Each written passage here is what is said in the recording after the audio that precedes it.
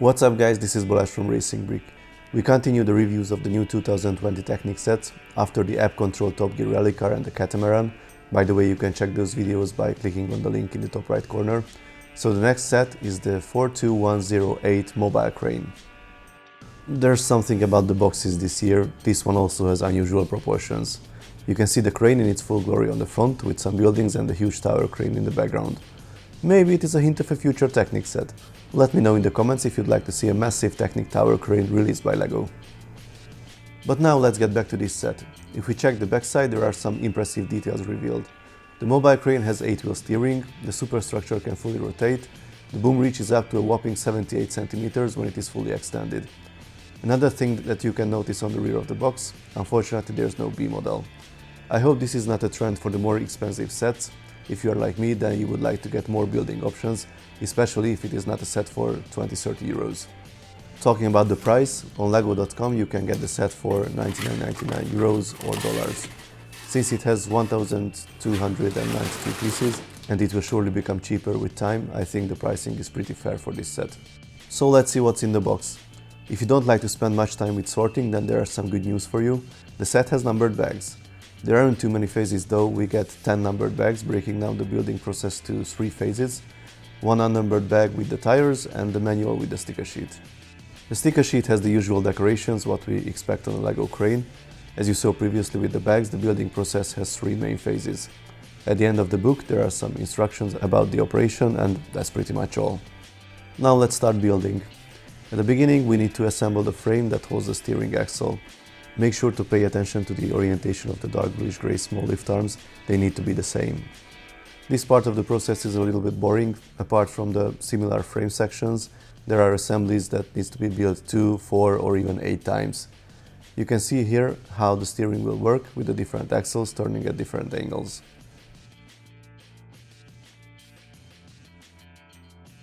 The next section comes to the front of the crane. Here are the front outriggers that will have a weird operation method, and they are not connected to the rear ones, unfortunately.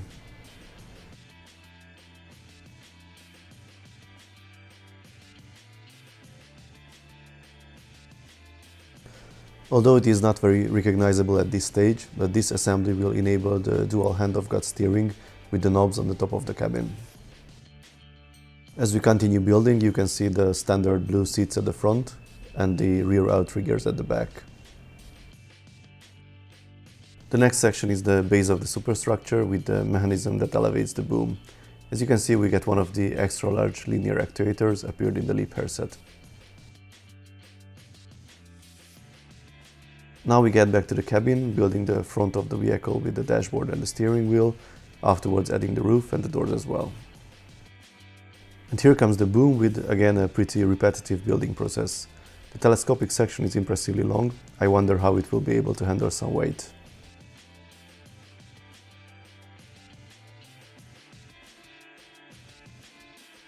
After connecting the boom to the superstructure, we need to build a hook as well. There's also a small control cabin added to the superstructure, and then we finish that section with some body panels covering the side and the rear.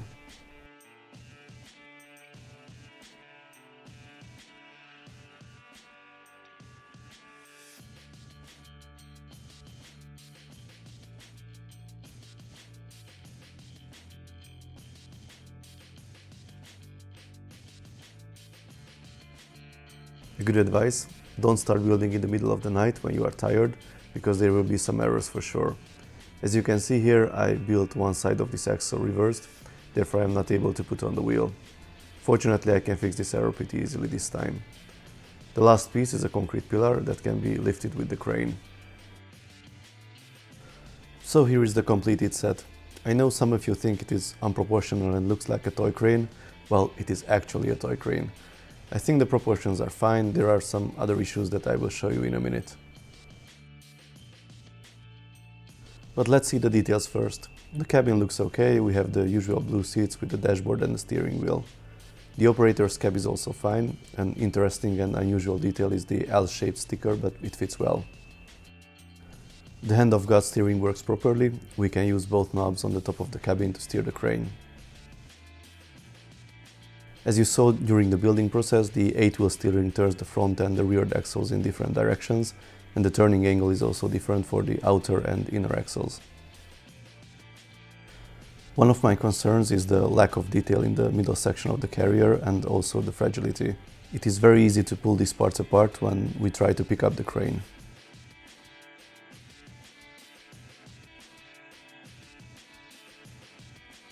Unfortunately, the front and rear outriggers are not connected, so they need to be operated separately. The rear ones are controlled with knobs, which is okay since they are easy to reach. The front ones, however, needs to be deployed with these small balls on the side that are quite difficult to reach, especially for adult hands. On the positive side, once all outriggers are deployed, you can see that they are able to lift up the crane fully. The wheels are not touching the ground. Now let's see the boom operation. First we need to release the hook at the front, then use the first knob on the right side to raise the boom.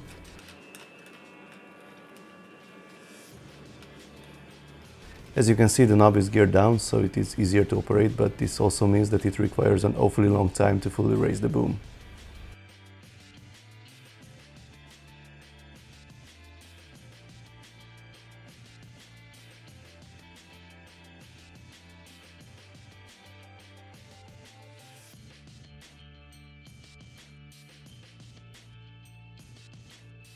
The second knob raises and lowers the hook. There's a ratchet that prevents the hook to fall back if it is loaded.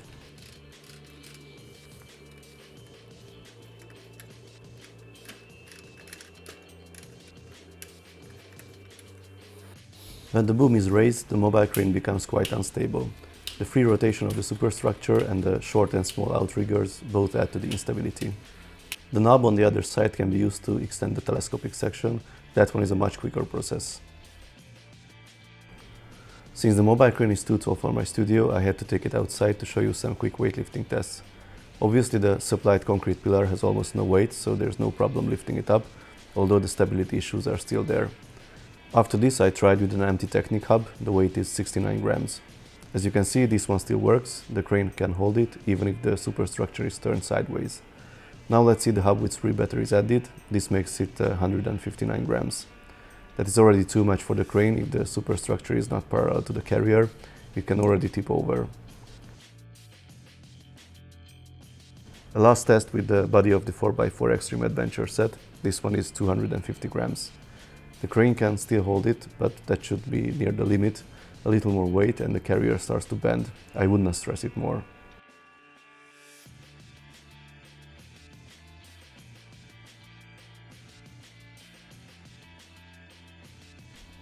If we compare this set with the rough terrain crane or the mobile crane MK2, you can see that the carrier part is much more simple and the smaller piece count is clearly visible.